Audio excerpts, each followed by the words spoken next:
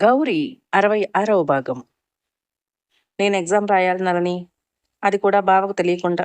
అందుకే ఇలా ప్లాన్ చేశాం అని నందిని అనగానే ఆశ్చర్యపోవటం నళిని వంతయింది.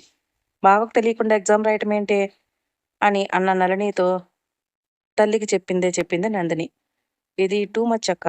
బావ అంత చదువుకున్నవాడై అంత గొప్ప స్థానంలో ఉండి కూడా నీ చదువుకు అడ్డు రావటం ఏమాత్రం బాగోలేదు. బావ చేసిన దానికి నువ్వు ఇలా చేయటమే కరెక్ట్. ఇక నువ్వు మెయిన్స్కి సెలెక్ట్ అవ్వటం నాకు చాలా సంతోషంగా ఉంది. ఖచ్చితంగా నువ్వు ఈ జాబ్ కొట్టి చూపించాలక్క అని అంది నళిని. ఎంత గొప్ప స్థానంలో ఉన్నా కూడా మగాడు కదా, అతనికి ఎప్పుడూ తన భార్య చులకన. తనకంటే తన భార్య ఎక్కువ స్థానంలో ఉంటే ఓర్చుకోలేని మగాళ్ళు ఈ కాలంలో కూడా ఎంతో మంది. కానీ ఈయనకు అన్నీ తెలిసి నాకు చదువంటే ఇష్టమని చదివిస్తా అని చెప్పి నన్ను పెళ్లి చేసుకుని ఇలా అనగదొక్కాలని చూస్తున్నాడు చూసావా. ఇలాంటి పురుషోత్తములు అహంకారం మాత్రం అణిగి తీరాల్సిందే అని అంది నందిని. ఏంటక్క అహంకారం అంటూ అంత పెద్ద మాటలు మాట్లాడుతున్నావు? అసలు నువ్వు బావ బాగానే ఉన్నారా? అసలు నందగోపాల్తో నువ్వు కెమెరాని ఎందుకు తెప్పించుకున్నావు? దాంతో ఏం చేస్తున్నావు? నాకేం అర్థం కావటం లేదు. బావకు తెలియకుండా నువ్వు అన్నీ ఎందుకు చేస్తున్నావో తెలియటం లేదు. ఇప్పుడు అవన్నీ ఎందుకు లేనాలని తర్వాత చెప్తాలే అని అంది నందిని. నాకు తెలిసి నువ్వు ఈ విషయం అమ్మకు కూడా చెప్పుండవు. కనీసం నాతో అయినా చెప్పక్క. నా కష్టాలన్నీ నీతో చెప్పుకున్నానుగా. నేను నీ చెల్లినక్క, ఇంకా చిన్నపిల్లలాగే అనుకుంటున్నావా? నాకన్నీ తెలుసు. మీరేం చేస్తున్నారో నాకు తెలియటం వల్ల నీకు నేను ఏదో విధంగా సహాయపడగలను. ఎందుకో బావంటే నీకు మంచి అభిప్రాయం లేనట్టుగా ఉంది. మీ మధ్య తెలియని అపార్థాలు చోటు చేసుకున్నాయేమో. నాకు చెప్తే ఏదైనా ఉపయోగం ఉండొచ్చు కదక్క అని అంది నళిని. నందిని కూడా ఆలోచనలో పడింది. అభినందన్ని పిచ్చిగా నమ్ముతుంది తన చెల్లి.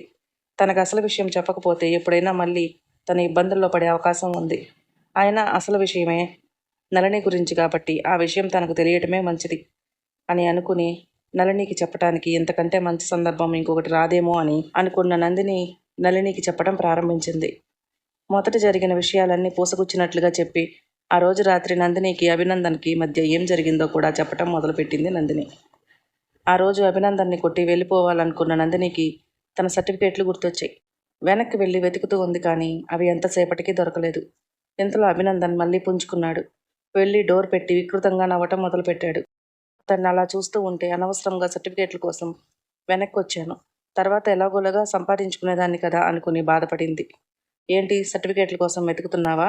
అవి నీకు దొరకవు అంటూ తన చేతిలో ఉన్న సర్టిఫికేట్లను చూపించాడు అభినందన్. అవి చూపిస్తూనే తన దగ్గర ఉన్న లైటర్ని తీసుకుని లైటర్ని వెలిగించి వాటికి పెట్టబోయాడు. గుండె ఆగిపోయినంత పని అయింది నందినికి. వెంటనే అతన్ని చేరుకుని అతని చేతిలో నుంచి ఆ లైటర్ని విసిరికొట్టింది. అతని చేతిలో ఉన్న సర్టిఫికేట్లు విసిరికొట్టి నందిని జుట్టు పట్టుకుని బెడ్ పైకి విసిరేశాడు. అచ్చంగా ఓ రాక్షసుడిలా ప్రవర్తిస్తున్నాడు. ఎక్కడ పడితే అక్కడ నందినిని పట్టుకోవటం, అతని నుండి తప్పించుకోవటానికి నందిని ప్రయత్నం చేస్తుండటంతో పట్టుకున్న చోట బట్టలు చిరిగిపోవటం, అతని చేతి గోటి గుర్తులు తన ఒంటిపై పడుతూ ఉండటం జరిగిపోయాయి. తన సిగ్గును కప్పి ఉంచిన ప్రదేశాల్లో అతని చేతులు పడి బట్టలు చింపేస్తూ ఉన్నాయి. నందిని యుద్ధమే చేస్తోంది అతన్ని ఎదుర్కోవటం కోసం. కానీ తన బలం సరిపోవటం లేదు. ఎదురుదాడి చేస్తుంది. అభినందన్కి గాయాలు చేస్తూ ఉంది నందిని కూడా. నందిని ఒక్కొక్క గాయం చేస్తున్న కొద్దీ అంతకు రెట్టింపు నందినిని బాధ పెడుతూ నందినిని లొంగదీసుకోవటానికి చివరి అంకానికి చేరుకున్నాడు. ఏ చేతులతో అయితే అభినందన్ను ఎదిరిస్తూ ఉందో ఆ చేతులను కట్టేశాడు. చిరిగిన బట్టలలో నుండి కనిపిస్తున్న నందిని అందాలను చూస్తూ వికృతంగా నవ్వుతూ ఆమె పైకి చేరిపోయాడు. ఎంతగా తన బలాన్ని చూపించాలి అని ప్రయత్నించినా, ఎంతగా ఎదుర్కోవాలని చూస్తున్నా తన వల్ల కాలేదు. అతని పశుబలానికి బలైపోయింది నందిని. సిగ్గుతో చచ్చిపోతూ ఉంది. ఛీ కుక్క, నన్ను చేతులు కట్టేసి ఇలా అనుభవించాలని ప్రయత్నించడం కాదురా. మగాడిని అని విర్రవీగుతున్నావుగా, అదే మగతనం నిరూపించుకో. నాకు నేనుగా నీ దగ్గరికి వచ్చేలాగా చేసుకో. అప్పుడు ఒప్పుకుంటాను నువ్వు మగాడివని. ఈ రోజు నువ్వు ఇలా నన్ను లొంగదీసుకుంటే నువ్వు నా దృష్టిలో మగాడిగా చచ్చినట్లే అంటూ తుప్పున అభినందన్ ముఖంపై ఉమ్మింది నందిని. పౌరుషంతో నందినిపై నుండి లేస్తూ మొహాన్ని తుడుచుకుంటూ, సరేనే మగాడినే వస్తా నీ దగ్గరికి. ఎలా నువ్వు నాకు లొంగవో నేను చూస్తాను అంటూ పక్కన కూర్చుని తన సెల్లో ఉన్న ఒక వీడియోను తీసి నందినికి చూపించాడు. అది చూస్తూ ఉంటే నందిని గుండె రగిలిపోతుంది. అక్కడికక్కడే అభినందన్ను చంపేయాలి అన్నంత కోపం వచ్చింది. అవన్నీ కూడా నళిని వీడియోస్, నగ్నంగా ఉన్న వీడియోస్. చేతులకు ఉన్న కట్లను తొలగించుకోవాలని ప్రయత్నిస్తూ ఉంది నందిని. నీకు నా చెల్లి ఏం అన్యాయం చేసింది? ఎందుకు తనను అలా చేసావు? అది చిన్నపిల్ల. మీ కోపం ఏదైనా ఉంటే మా అమ్మ మీద నా మీద తీర్చుకోవచ్చు కదా. పసిపిల్ల, దాని దగ్గరికి ఎందుకు వెళ్ళారు? నిన్ను ఊరికే వదిలిపెట్టను, నువ్వింత రాక్షసుడు అనుకోలేదు అంటూ గించుకుంటూ ఉంది నందిని. నందిని కళ్ళ నుండి నీళ్ళు ఆగకుండా వస్తూనే ఉన్నాయి చెల్లి దీనస్థితిని చూసి. ఇలాంటి వీడియో తీయాలి అనుకుంటే నిన్నే తీస్తాను కదా, నువ్వే తినే తిండిలోనో నీళ్ళలోనో మత్తుమంది కలిపితే ఎంతసేపు? ఇలాంటి వీడియో నా దగ్గరికి రావటం, ఇది నేను తీసింది కాదు, వాడెవడో పనికిమాలిన వాడు తీశాడు. దీనితో నన్ను బెదిరించడానికి వచ్చాడు డబ్బుల కోసం. వాడికి కావలసిన డబ్బులు ఇచ్చేసి ఇది నా దగ్గర ఉంచుకున్నాను, ఇప్పుడైనా ఉపయోగపడుతుంది అని. ఇది ఇప్పుడు ఇలా ఉపయోగపడబోతుంది అన్నాడు అభినందన్. అంటే ఇప్పుడు ఆ వీడియోను చూపించి నన్ను లొంగ తీసుకోవాలనుకుంటున్నావా అని అంది నందిని.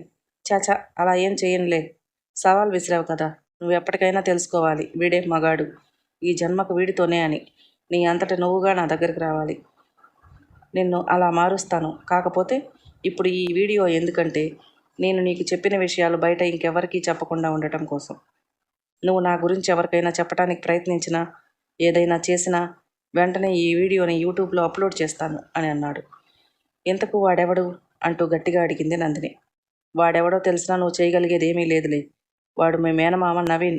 వాడంతట వాడేమీ వెళ్ళలేదట మీ చెల్లి దగ్గరికి, తనంతట తానుగా వచ్చి వలలో చిక్కిందట. వాడికి మీ అమ్మ మీద ఉన్న కోపమో ఇంకేదో మొత్తానికి మీ చెల్లిని ఉపయోగించుకున్నాడు. డబ్బులు అవసరం పడినట్టుంది. నా దగ్గరకు వస్తే డబ్బులు దండిగా వస్తాయని ఈ వీడియో చూపించి నన్ను బెదిరించాలని ప్రయత్నించాడు. నేనేంటో తెలియదు కదా ఆ వెధవకి. నేరుగా నా చేతికి ఆయుధం ఇచ్చి వెళ్ళాడు. వాడికి కావలసినంత డబ్బు ఇచ్చాలే. ఎంత చక్కటి పదునైన ఆయుధం ఇచ్చినప్పుడు ఆ మాత్రం ముట్ట చెప్పాలి కదా. నాకు తెలిసి వాడి దగ్గర ఇంకా వీడియో ఉండే ఉంటుంది. ఈ కాపీ అయితే నాకు ఉపయోగపడుతుంది కదా అని తీసుకున్నాను. మొత్తానికి అర్థమైంది కదా, నువ్వు ఈ ఇంట్లో నుంచి ఎక్కడికి వెళ్ళొద్దు, ఎవరితో ఏమీ చెప్పడానికి ప్రయత్నించొద్దు. ఏ రోజైతే నీ ప్రయత్నం గురించి నాకు తెలుస్తుందో వెంటనే ఈ వీడియో యూట్యూబ్లో అప్లోడ్ అవుతుంది. మీ పొరుగు బజారెక్కుతుంది. మీ చెల్లి ప్రాణాలు కూడా తీసుకోవచ్చు. ఆడపిల్లకి ఇంతకంటే పెద్ద అవమానం ఇంకొకటి ఉండదు కదా. మీ చెల్లి చేస్తే నీ తల్లి పరిస్థితి ఏమవుతుంది? ఇవన్నీ ఆలోచించుకుని జాగ్రత్తగా ఉండు. రేపు మా అమ్మ వచ్చినా కూడా ఏమీ జరగనట్టుగానే ఉండాలి. నీ వంటిపై ఉన్న గాయాలు ఎవ్వరికీ చూపించకూడదు అంటూ వెకిలిగా నవ్వుతూ లేస్తూ, ఈరోజు నా ఆకలి తీరుతుందనుకున్నాను. గటికిరాలువే, మాటలతోనే నన్ను కట్టడి చేసావు. మృగాన్నే కానీ మగతనం లేని వాడిని కాదు. అందుకే నీ మాటలకు ఆగిపోవాల్సి వచ్చింది. ఇక నుండి నువ్వు నీ అంతట నువ్వుగా నా దగ్గరకు వచ్చే రోజు కోసం ఎదురు చూస్తుంటాను అని అన్నాడు అభినందన్. అలా ఆ రోజు రాత్రి జరిగిందంతా చెల్లికి వివరించింది నందిని. ఆ మాటలు వింటూనే లేచి అక్క దగ్గరికి వచ్చి భుజాల చుట్టూ చెయ్యి వేస్తూ ఒక భుజంపై తలవాల్చి వెక్కి వెక్కి ఏడుస్తుంది నళిని. నీ కష్టాలు నువ్వు పడటమే కాకుండా నా కష్టం కూడా నువ్వే పడుతున్నావా అక్క? ఇంతకాలం ఇన్ని కష్టాలు అనుభవిస్తూ ఎలా భరిస్తున్నావో ఎవరితో చెప్పుకోకుండా. నేనే నీ స్థానంలో ఉంటే ఈ పాటికి ప్రాణాలు విడిచేసేదాన్ని. నా వల్ల నీకు ఇన్ని కష్టాలు అంటూ వెక్కి వెక్కి ఏడ్చింది నళిని. తప్పు చేసింది వాడు, ప్రాణం పోతే వాడిది పోవాలి, నేనెందుకు చావాలి? ఖచ్చితంగా మనం ఈ కష్టాల నుండి బయటికి వస్తాం. ఇన్నాళ్ళకి నందగోపాల్ రూపంలో నాకు ఒక ఆశ కలిగింది. త్వరలోనే ఆ అభినందన్ అంతం చూస్తాను. నా వాళ్ళ జోలికి వస్తే తన గతి అధోగతి అని తెలియజేస్తాను అంది నందిని ఆవేశంగా. కానీ నవీన్ మావయ్య అలా చేస్తాడని నేను అసలు ఊహించలేదక్క. ఎంత కాదన్నా రక్త సంబంధం ఉంది మన మధ్య. నువ్వు అలాంటి మాట్లాడకు. పాలు పోసిన చెయ్యినే కాటేయాలని చూసిన విషసర్పం వాడు. తన తండ్రి బాధపడతాడని అమ్మ ఆ రోజు అతనిని వదిలేయటమే చేసిన పెద్ద తప్పు. అది ఆ రోజు మన పాలిట శాపంగా మారింది. చూసావా? అలాంటి నీచుడిపై ఎప్పుడు కూడా జాలి చూపించొద్దు. అతని ఆచూకీ కోసం కూడా ప్రయత్నిస్తున్నాను, కానీ ఎలాంటి జాడా దొరకలేదు. నందగోపాల్కి చెప్పాను అతని గురించి కూడా కనుక్కోమని. పాపం మన కోసం చాలా కష్టపడుతున్నాడు అని అంది నందిని. నిజమే అక్క, అమ్మకు తోడపుట్టినవాడయ్యుండి మన నాశనం కోరుకున్నాడు ఆ నవీన్. కానీ మనతో ఎలాంటి సంబంధం లేకుండా కేవలం స్నేహబంధం కోసం ఇంత చేస్తున్నాడు నందగోపాల్. నా గురించి తెలిసి కూడా నాపై ఎలాంటి చులకన భావం లేదు నందగోపాల్కి. ఇదివరకు ఎలా ఉన్నాడో అలాగే ఉన్నాడు. నిజంగా చాలా ఉన్నతమైన వ్యక్తి అంటూ నందగోపాల్ గురించి చెబుతూ ఏదో లోకంలోకి వెళ్ళిపోయింది నళిని. నందగోపాల్ గురించి చెబుతున్నప్పుడు నళిని కళ్ళల్లో మెరిసిన మెరుపును చూస్తూనే ఉంది నందిని. ఈ విషయం నీకు తెలిసినట్లుగా ఎవరికి తెలియొద్దు. ముఖ్యంగా అమ్మకు అస్సలు తెలియకూడదు. తనకు ఏదైనా జరిగితే అమ్మ భరించగలదు, కానీ తన కూతురులకు ఇలా జరిగిందంటే భరించలేదు. ఆవేశంలో ఎలాంటి నిర్ణయం తీసుకుంటుందో తెలియదు. ఆ నిర్ణయాల వల్ల మనకు ఒకవేళ నష్టం జరగవచ్చు. కావాలనుకుంటే ఇప్పటికిప్పుడు పోలీస్ స్టేషన్కి వెళ్ళొచ్చు, అభినందన్ మీద కంప్లైంట్ ఇవ్వచ్చు. కానీ మన దగ్గర ఎలాంటి ఆధారం కూడా లేదు. మనం నవ్వుల పాలు కావాల్సి వస్తుందేమో అన్న భయంతోనే నేను ఇలాంటి సాహసం చేయలేదు అన్ని ఆధారాలు పకడ్బందీగా సంపాదించాకే అతనిపై చర్య తీసుకోవటానికి మనం ముందుకు కదలాలి. ఈ విషయం గురించి నువ్వు ఎక్కువగా ఆలోచించొద్దు. కానీ ఏదైనా సహాయం కావాలంటే అడుగుతాను. చదువుపై దృష్టి ఉంచు. నువ్వు అసలు నీకు జరిగిన విషయం గురించి భయపడకు. నీకేదైనా జరిగితే అక్కగా నేను చచ్చిపోయినట్లే గుర్తుంచుకో. నిన్ను కాపాడుకోవటం నా బాధ్యత అంటూ నళినికి ధైర్యం చెప్పింది నందిని. అలాగే అక్క అంటూ నందిని చెప్పిందంతా విన్నది. గౌరీ ముందు కాలు బాగాలేనట్లుగా నటించటం, గౌరీ లేనప్పుడు మామూలుగా ఉండటం చేస్తూ ఉంది నళిని. 2 రోజులు గడిచిపోయాయి. ఆ రోజు నందినికి పరీక్ష.